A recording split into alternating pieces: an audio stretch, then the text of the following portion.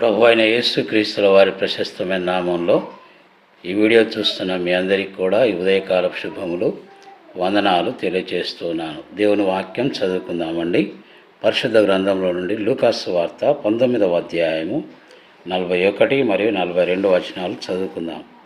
ఆయన పట్టణమునకు సమీపించినప్పుడు దానిని చూచి దాని విషయమై ఏడ్చి, నీవును నీ దినమందైనను సమాధాన సంబంధమైన సంగతులను తెలుసుకొనిన ఎడల నీకెంతో మేలు.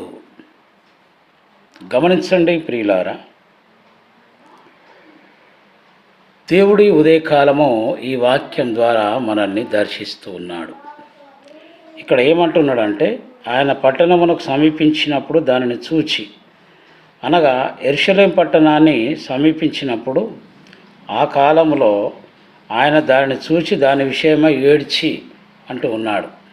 పట్టణం అంటే ఏదో కట్టడాల సమాహారం కాదు కదా. అందులో నివసించేటువంటి ప్రజలను చూసి వారి ప్రవర్తనను చూసి ఆయన ఏడుస్తూ ఉన్నాడు. అది ఆ కాలంలో. ఇప్పుడైతే మరణం చూసి ఏడుస్తున్నాడని మనం అర్థం చేసుకుందాం. ఆయన ఏడుస్తూ రాయబడిందంటే, నీవును నీ దినమందైనను సమాధాన సంబంధమైన సంగతులను తెలుసుకొనిన ఎడల నీకెంతో మేలు. అవును, ఈ ఉదయకాల సమయంలో మనం ఆలోచన చేద్దాం ప్రియులారా.